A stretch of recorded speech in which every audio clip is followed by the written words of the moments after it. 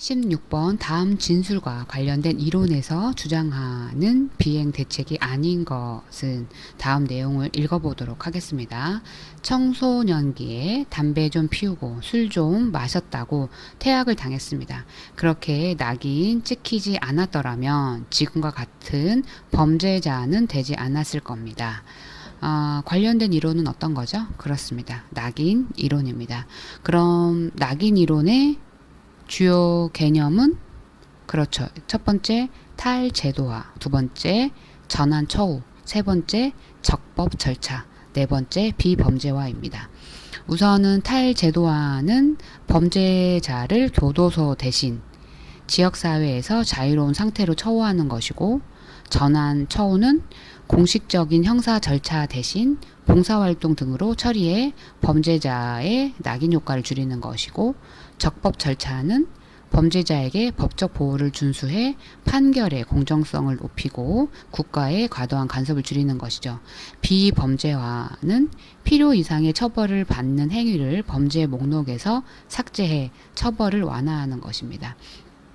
이런 선의를 들었을 때 어떤 게 아니죠? 그렇죠. 5번 탈수치심화입니다. 이 5번에 있는 탈수치심화는요, 해당되지 않습니다. 그래서 답이 됩니다. 나머지 비범죄화, 탈시설화, 전환제도, 공정한 절차는 모두 낙인 이론의 주요 개념들입니다. 답은 5번입니다. 17번 다음에서 청소년 비행의 원인을 설명하는 이론은 다음 내용을 읽어보도록 하겠습니다. 비행을 하는 사람과의 친숙한 관계에서 비행이 학습된다. 비행 친구와 만나는 빈도, 기간, 강도 등에 따라 학습의 정도가 달라진다.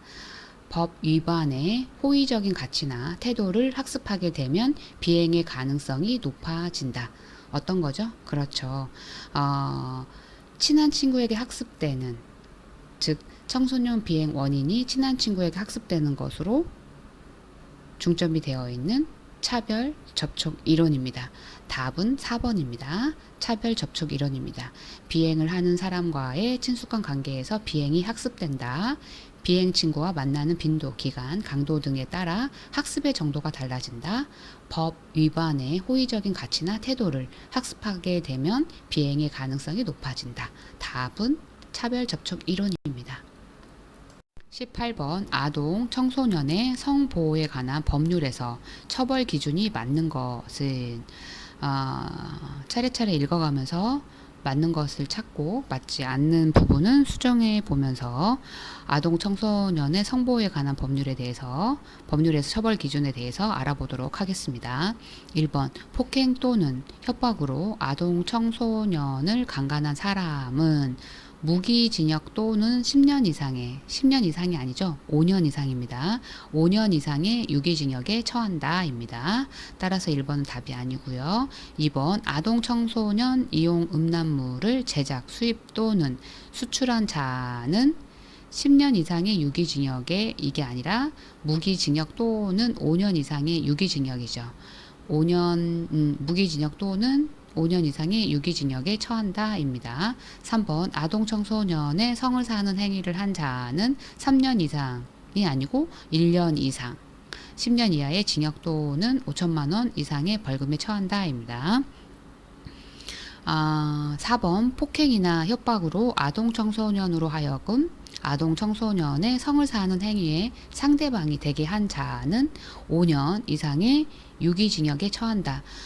이 설명이 옳습니다. 폭행이나 협박으로 아동 청소년으로 하여금 아동 청소년의 성을 사는 행위에 상대방이 되게 한 자는 5년 이상의 유기징역에 처한다입니다. 5번 아동 청소년의 성을 사는 행위에 장소를 제공하는 행위를 업으로 하는 자는 5년 이상의가 아니라 7년 이상의 유기징역에 처한다입니다.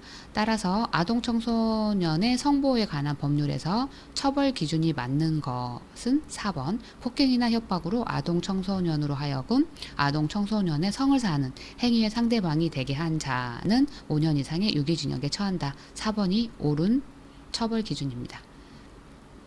19번 범죄 행동에 대해 다음과 같은 특징을 보이는 경우는 주어진 내용을 읽어보도록 하겠습니다. 극단적 이기주의와 공감 능력 결여, 냉담하고 충동적이며 자기중심적, 범죄에 대한 무감각과 죄책감 결여, 정신장애나 환각 상태가 아님.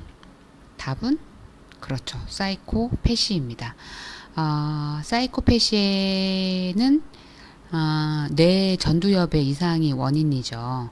사회성이 결여된 소시오패스와 공감 능력이 없는 사이코패스로 나뉘어지고요.